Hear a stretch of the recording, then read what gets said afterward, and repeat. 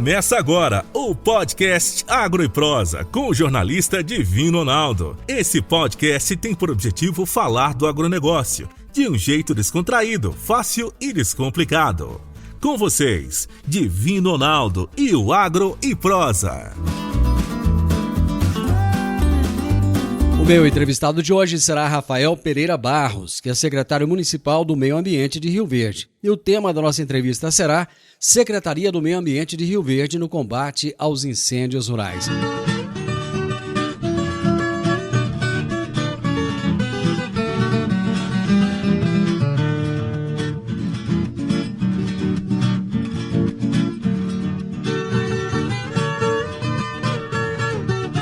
Rafael, prazer muito grande ter você aqui no programa. Prazer, Divino. Um grande abraço a todos os ouvintes do programa Morada no Campo. Prazer nosso em estar aqui participando dessa entrevista. Rafael, há quanto tempo você está na Secretaria de Meio Ambiente e há quanto tempo você está como secretário? Então, eu entrei aqui na Secretaria de Meio Ambiente já no ano de 2011, né? Um pouco antes de eu me formar para Engenharia Ambiental na UniRV. Desenvolvi diversas funções aqui como analista ambiental, fui coordenador da análise urbana de licenciamento e entrei em janeiro desse ano, dia 27, como secretário de Meio Ambiente. E me conta, como é que foi essa transição do trabalho que você fazia antes para ser secretário do Meio Ambiente? Foi uma transição tranquila, o time me acolheu muito bem nessa nova função, né? Aumentou as responsabilidades, mas foi bem tranquilo. A equipe aqui é muito acolhedora, a gente não teve problemas nessa transição. Rafael, eu imagino que as funções de um secretário do Meio Ambiente de um município, da importância de Rio Verde, principalmente para o agronegócio, como um município que está se industrializando muito rápido, deve ser muito grande. Quais são os principais desafios que você tem encontrado e enfrentado aí na Secretaria? Então, nós, do município de Rio Verde, nós somos uma secretaria descentralizada na questão do licenciamento ambiental, né? Nós já temos o licenciamento ambiental aqui desde 2009 e estamos aí desde esse período trabalhando com licenciamento, né? Então, o produtor hoje não tem que mais ir no estado para estar fazendo a sua licença.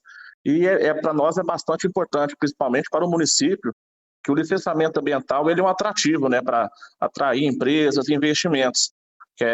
A burocracia do licenciamento municipal é mais fácil do que essa ida e volta na capital, principalmente na hora de atrair novos investimentos, né?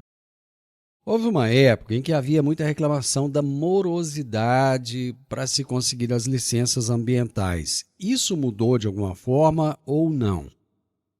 Sim, mudou. A gente está vendo aí, né, o nosso deputado estadual Lissauer, através de uma legislação que ele colocou em 2009, né, para funcionar, ela trouxe algumas novidades no âmbito do licenciamento ambiental. E nós da Secretaria, do município de Rio Verde, junto com o prefeito Paulo do Vale, né, ele tem sempre cobrado melhorias nessa questão do andamento do processo. Então a gente já colocou algumas licenças online, né, para estar facilitando o trâmite, o protocolo. Nós estendemos algumas licenças o tempo de validade para que essa pessoa consiga ter um bom tempo com a licença ambiental, né? Focando mais na fiscalização. A gente está também, desde que eu assumi, a gente está dando uma revisada em toda a documentação para evitar aquela documentação picada. Se a gente pode colocar em um só documento, acho que a gente já consegue melhorar o andamento e tirar um pouco da burocracia. Mas isso é uma coisa que vem com passo a passo aí. Tem o sistema IP que já está colocando em funcionamento no Estado. O Estado tem que mandar esse sistema para o município e isso acaba que vai facilitar ainda mais na emissão das licenças ambientais. O que é esse sistema IP? O sistema IP é um sistema já na internet, né, onde você consegue dar maior agilidade na questão de documentação, de estudos, para estar liberando essa licença ambiental de uma forma mais rápida, né, do que o papel em si, né, o protocolo em si, de você ter que ir na secretaria e fazer um protocolo físico, né, como a gente fala. Rafael, como é que está a estrutura da secretaria em termos de pessoal, em termos de estrutura física, veículos, de tal forma que possa atender as demandas do município? Ela está bem estruturada para isso? A Secretaria de Meio Ambiente e Rio Verde, ela é bastante estruturada, né? O doutor Paulo, desde quando assumiu em 2016, ele retirou nós de uma sede bem mais acanhada, ele deu o status de Secretaria de Meio Ambiente para o município. A secretaria sempre era atrelada a outras secretarias, então no seu plano de gestão ele já colocou nós como uma secretaria independente somente do meio ambiente e investiu, né? Hoje a gente está instalado aqui na rua Abel Pereira de Castro, né, próximo do GELPS, e nós estamos com uma estrutura com um prédio de 3 andares, nós temos mais de 50 funcionários, fiscais, analistas, bem multidisciplinar, né? A gente temos aqui veterinários, geólogos, engenheiro civil, engenheiro ambiental, agrônomos, zootecnista. Então, é bem diversificado os nossos servidores, né? E isso é para atender o município e dar mais qualidade nas análises. Então, a gente tem visto aí em todo o estado que nós somos uma das secretarias mais bem estruturadas do estado, né? Questão de veículos, adquirimos drones para verificar, inclusive, incêndios, para estar melhorando a estrutura e entregar para a população um serviço de qualidade. Quais são as principais demandas que a secretaria atende? A gente na zona urbana tem muitas questões de maus tratos aos animais, né? A gente tem que atender essa demanda. Tem algumas denúncias também de corriqueiras, né, de lava-jatos, né, efluente de esgoto na rua. Então a gente tem na zona urbana isso, né? E na zona rural são questões de desmatamento, talvez uma briga de vizinho, né, que acaba se tornando uma denúncia e nós temos que estar apurando toda essa situação. Mas o município de Rio Verde hoje, ele é bem tranquilo em relação à questão ambiental ou existem muitas demandas? Não, existem algumas demandas, né, claro, porque a gente sabe que sempre ocorre alguma coisa, né? Talvez não é nem culpa do produtor, nem culpa do empresário, é uma coisa corriqueira, né? E o que a gente tem falado bastante com as pessoas quando acontecer essas situações, procurar a Secretaria de Meio Ambiente, comunicar o incidente, né? Porque isso evita de você estar levando uma multa, de você estar abrindo um processo administrativo. Então, assim, a gente quer abrir a comunicação do produtor com o empresário com a secretaria, não ter medo dessa questão de vir aqui. Então, assim, a gente sabe que com a produção acontece acidentes, acontece um derramamento ali, outro aqui, e a gente tem que ficar bem ciente que a gente tem que recuperar esse local, limpar, medicar, né? E a gente fala para eles, aconteceu isso, você tomou suas medidas no local, comunica o órgão, que o órgão não vai te multar, que você está tendo boa fé, não está escondendo, né? Então essa é uma das dicas que a gente sempre dá para as pessoas, né? Evitar de estar chegando num processo administrativo. Eu lembro que numa das entrevistas que eu fiz há meses atrás, eu estava conversando com um produtor rural e ele fez um comentário que eu achei até interessante na época a respeito do cascalho. Então, por exemplo, precisava de cascalho para cascalhar uma determinada estrada rural, mas a prefeitura parece que alegava que não tinha e tal. E alguns locais que eles sugeriram que pudesse retirar esse cascalho, a prefeitura queria que o produtor, dono daquela área, regularizasse aquela área de cascalho, sendo que no passado a prefeitura havia tirado esse cascalho. Quer dizer, a prefeitura foi, retirou, deixou ali um passivo e depois queria que os produtores regularizassem isso. Realmente, como é que está essa situação? A situação do cascalho é uma situação que vem de um bom tempo já, essa situação, né? A gente sabe que o cascalho, por lei, é considerado um mineral, então ele é passivo de licenciamento, né? Ele é considerado uma extração mineral. E acarreta em licenciamento ambiental e diversas situações. Então a gente tem tratado isso com o jurídico aqui de forma bem tranquila, da seguinte forma: aconteceu esse passivo, ainda está lá aberto, então tem que ser feita a recuperação. Mas a gente também sabe que o produtor precisa desse cascalho para estar colocando nas estradas, né? Com isso, o nosso Conselho de Meio Ambiente colocou um licenciamento simplificado, né? Para quem quer já deixar regularizado o seu cascalho, e já para quando chegar no período de chuva, você consiga estar tirando o seu cascalho já licenciado. E também nós estamos regulamentando nos próximos dias, né? Nos próximos 15 dias aí, a situação da emergência na hora de se retirar um cascalho. Aí você pode tirar o seu cascalho numa situação de emergência, fazer a recuperação, mas você tem que informar o órgão todo esse processo e provar que é uma situação de emergência, né? Então é o que a gente sempre fala, comunica o órgão, demonstra que é uma situação de emergência, você consegue arrancar aquele cascalho sem licença, mas depois de 30 dias você tem que entregar para a gente um relatório técnico, né? Informando que você arrancou esse cascalho aqui, você recuperou esse passivo e você corrigiu a emergência que o produtor estava precisando, né? Então a gente já está estudando essa forma de facilitar, né, essa questão do cascalho para o produtor, principalmente na época de chuva, né?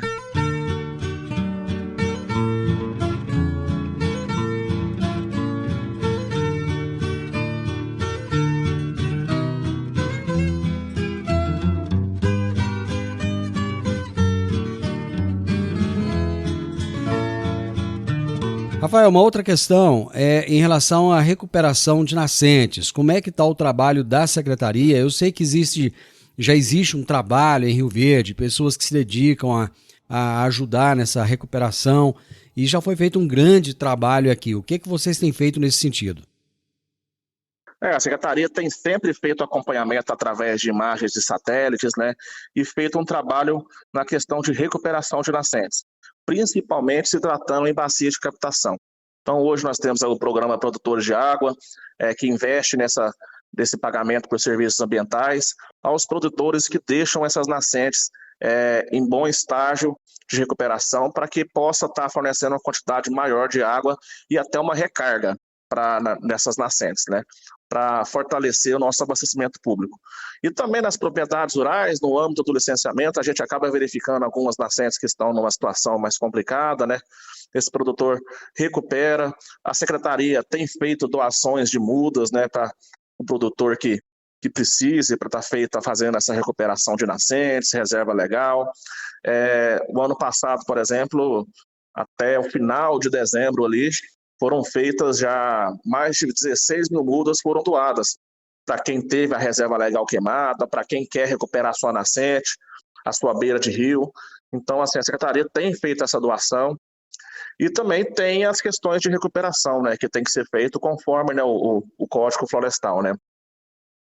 Em relação às áreas de preservação permanente, vocês têm feito um trabalho junto aos produtores rurais, um trabalho de conscientização e até mesmo de fiscalização? Sim, a gente quando faz o licenciamento, acompanha essas questões de reservas, né, de áreas de preservação. A gente observa também todas as condições de áreas consolidadas em situações que o Código Florestal até fala que não precisa ser recuperada, né, mas se precisa ser recuperada tem que ser feito, né, conforme a legislação estadual. Então a gente tem que fazer toda essa fiscalização conforme a legislação estadual, federal. Se é área consolidada ou não, a gente tem que fazer esse serviço de fiscalização. Bom, vamos falar então da questão dos incêndios rurais. Já é uma preocupação todo ano nessa época. A gente sabe que é propício para se começar os incêndios, muitas vezes voluntários, né? E outras vezes são incêndios criminosos. Como é que está a Secretaria em relação a essa questão nesse momento? Existe uma preocupação, existe um trabalho de vocês para se conscientizar e para evitar esses incêndios? Sim, existe, né?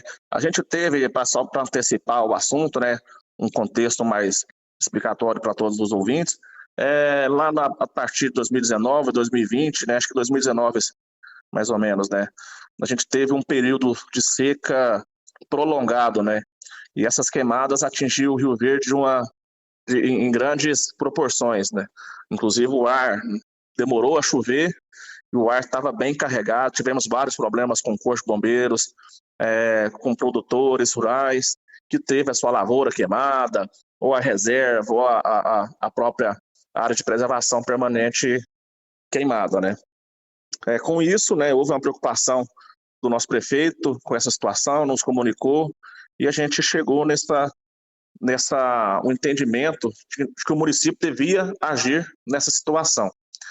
Então, a gente fez uma parceria inédita, né, com o Sindicato Rural e Corpo de Bombeiros, né, onde a prefeitura aportou aí R$1.500.000 no ano passado, né, para estar ajudando no combate aos incêndios. A gente liberou para compra de equipamentos, né, que estava faltando, motobombas, né, brigadistas para ajudar ali na área mesmo, né, e também a aquisição de caminhões, né, que tá pipa para estar chegando no local, aviação, o pessoal fizeram combate aéreo também, para melhorar e minimizar essas questões dos incêndios, né. Todos esses equipamentos que foram comprados, a prefeitura fez alguma doação ou é a própria prefeitura que utiliza? Como é que funciona? Funciona da seguinte forma, né? A gente repassa o valor para o sindicato rural. O sindicato rural faz essa aquisição desses materiais, de todas essas demandas do Corpo de Bombeiro, e é repassado para o Corpo de Bombeiros, né? Claro que esse material é passado para o Corpo de Bombeiros, mas é do município. E então a gente fica fiscalizando essa questão do dinheiro que foi entregue ao sindicato rural.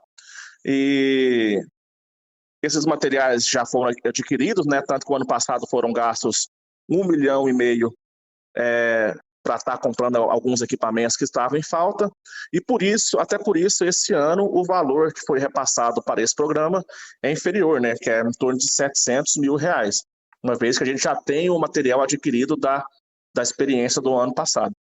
Tá, o material que foi adquirido, ele é suficiente para atender a demanda do município, visto que as áreas, principalmente a área de lavoura, não para de crescer, né? Enfim, quer dizer, quanto mais lavoura você tem, são mais máquinas agrícolas no campo, maior é o perigo de um incêndio, ou seja, tem chovido muito menos, o ar está cada vez mais seco. Tudo que foi adquirido é suficiente para o município ou não? Ainda há necessidade de se adquirir mais? Ainda há necessidades, né? Porque a gente tem visto essa demanda aumentar a cada ano. A gente sabe que nós estamos aí sob a influência do fenômeno Laninha, né? Então ele acaba que seca mais cedo e demora um pouco mais para chover.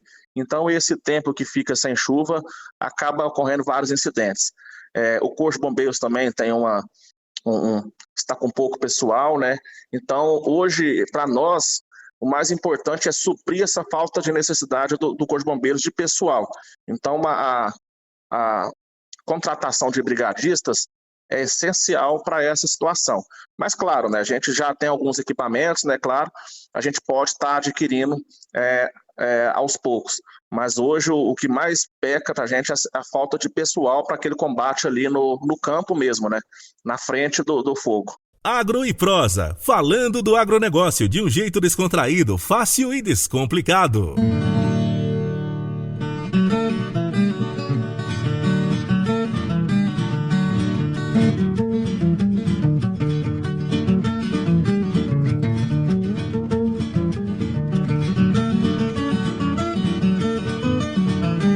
Hoje existe uma grande preocupação no mundo com o meio ambiente e com a preservação. E o Brasil é alvo dessa cobrança mundial de que se preserve. E nós temos tido, ano a ano, muitos focos de incêndio. Eles acontecem não só no Brasil, acontecem em vários países. Agora a Europa mesmo tem acontecido vários focos. Em Portugal, por exemplo, tem acontecido. Nos Estados Unidos acontece todo ano. Mas quando acontece no Brasil, a situação é diferente. Todo mundo quer cobrar do Brasil. E nós sabemos que aqui na nossa região não é diferente. Nos últimos anos temos tido muitos focos de incêndio e essa é uma preocupação que tem unido Sindicato Rural, tem unido o Corpo de Bombeiros, tem unido as empresas de aviação agrícola, produtores rurais e também a Secretaria Municipal de Meio Ambiente. E eu estou conversando hoje com Rafael Pereira Barros, que é o secretário municipal do Meio Ambiente de Rio Verde, da participação da Secretaria nessas parcerias. Rafael, como foi que vocês chegaram nesse valor de R$700 mil e por que é que vocês acreditam que esse valor é suficiente? Então, a gente chegou nesse valor devido às compras que nós já fizemos no ano passado, né? E já batemos um pouco esse valor. Também da situação dos caminhões, né, também que a gente já fez a aquisição, pegamos mais ou menos o que foi feito no ano passado, colocamos na mesma medida e nós colocamos esse valor inicial, né? Claro, esse valor, dependendo do que for acontecer, ele pode estar sendo feito um aditivo. Mas nós esperamos que, com certeza, ocorra tudo bem e o sindicato devolva parte do dinheiro porque a gente não precisou, né? Então, esse valor a gente colocou ele, estabeleceu essa como meta inicial, mas ele pode estar sendo subido de acordo com a necessidade ou gravidade do período de estiagem. Eu conversei com alguns prestadores de serviço e eles demonstraram grande preocupação, porque, segundo eu ouvi, esse valor não dá nem para começar. Eles colocaram valor de hora de caminhão, por exemplo, se for fazer a locação, hora de voo, né? Então, existe uma preocupação generalizada de que esse valor seja, assim, uma gota no oceano em relação à necessidade. Até porque, para esse ano, espera-se que haja muitos incêndios. A torcida é para que não haja, mas a gente tem que ser realista e sabe que todo ano não é diferente, né? E você acredita, então, que existe a possibilidade, você já colocou aí, né, de realocar mais verbas para que esse valor realmente seja, atenda às necessidades do município? Sim, com certeza. Inclusive, o nosso prefeito sempre fala isso. Isso é só um valor inicial. O prefeito, com certeza, vendo a gravidade da situação, vai liberar mais recursos para isso. E é uma forma fácil até. Então a gente faz só essa questão de liberação imediata para esse início, de acordo com o que vai acontecendo as situações, dá sim para se fazer um aporte, um aditivo, para estar liberando mais verbas para conter os incêndios, né? A secretaria tem algum trabalho educativo, não só com as crianças nas escolas, mas com os adultos, na zona rural em especial, para que as pessoas não coloquem fogo no lixo que está no fundo do quintal, nas folhas secas, coisas desse tipo? Sim, inclusive agora na Semana Mundial do Meio Ambiente, na semana passada, nós fizemos um trabalho interessantíssimo com o Corpo de Bombeiros, com o comandante Hamilton, não só na cidade, nós fomos na zona rural, falar com os produtores nas escolas e mostrar a necessidade de estar fazendo os seus aceros, tomando as suas medidas de prevenção, né? Não esperar o fogo chegar ali, e sim prevenir. Então, assim, a prefeitura tem feito isso também. Aqui na zona urbana também há feito essa educação, essa acero nas APPs aqui nas áreas urbanas, e nós estamos sempre falando para o produtor fazer os seus aceros, tomar as medidas no início do período de seca, né, para estar tudo pronto em caso de um eventual acidente na sua propriedade. Rafael, se alguém, seja na zona urbana ou na zona rural, observar alguém uma outra pessoa colocando fogo, qual deve ser a atitude dessa pessoa? Ela deve denunciar? E se deve denunciar, para quem? Essa pessoa pode estar fazendo a denúncia para a polícia no 190 e também para a nossa guarda municipal. O ano passado nós tivemos um caso assim, lá no Abóbora, a pessoa pegou em flagrante, nós conseguimos identificar a pessoa que atirou o fogo e essa pessoa foi presa. Então, quem for pego fazendo essa situação, esse delito, pode estar comunicando à polícia, a GCM, que ele vai responder criminal e ambiental, né? Aqui no processo administrativo também. Isso tanto na zona urbana quanto na zona rural? Isso, tanto na zona urbana ou quanto na rural. Perfeito. Essa parceria com o Sindicato Rural, com o Corpo de Bombeiros, vocês têm se reunido, têm conversado, têm visto estratégias de conscientização das pessoas que moram no campo sobre a necessidade de não só evitarem, mas de ajudarem os vizinhos, de se comprometerem uns com os outros para que a gente possa resolver esse problema de uma forma conjunta? Sim, com certeza. A gente reúne periodicamente com o Corpo de Bombeiros, né? Eles trazem as demandas deles, como você falou. Alguns incêndios são ali, um cabo que rompeu, caiu no meio da lavoura, ou uma situação assim que é eventual. Mas tem também alguns casos que o próprio Corpo de Bombeiros vê que tem um sinal de que foi ali culposo, né? Então a gente tem agido nessa questão conjunta. Se foi uma coisa culposa, a gente está identificando e punindo, né, eventual dano. E a gente delimita todos esses trajetos ao longo desse período seco, né? Junto com o Corpo de Bombeiros, com o Tenente Dias, o Comandante Hamilton, a gente tem esse contato muito próximo aqui na Secretaria de Meio Ambiente, né? E também com o Sindicato Rural. Vocês têm se reunido com os proprietários das empresas de aviação agrícola? Eu ainda não me reuni com essa questão, né? Que como o sindicato faz o repasse, então, assim, o sindicato tem essa questão de reunir com os prestadores de serviço, né? A empresa de aviação, os caminhões que vai chegar no local. Então, isso acaba que é uma responsabilidade do sindicato fazer a aquisição dessas empresas, né? E o contato mais próximo com eles. Tá bom. Rafael, sucesso para você à frente dessa secretaria que é tão importante. Nós sabemos da necessidade que há do trabalho de vocês, da importância dele. Te desejo muito sucesso. Parabéns por esse trabalho que você mesmo disse que a secretaria tem desenvolvido de buscar acelerar essas certidões para que o produtor não fique, às vezes, refém aí precisando, né, de agilidade, não consegue. Então, muito sucesso para você e parabéns também pelo trabalho no combate aos incêndios rurais. O programa está à disposição, use sempre que precisar. Eu que agradeço, Divino, ao programa Morada do Sol, programa Morada no Campo, né? Eu agradeço a todos vocês e a Secretaria está à disposição de todas as pessoas, dos produtores rurais, e estamos juntos aí para estar fazendo a cidade crescer. Você ouviu o podcast Agro e Prosa. Se gostou, compartilhe, recomende e nos siga nas diferentes plataformas de podcast.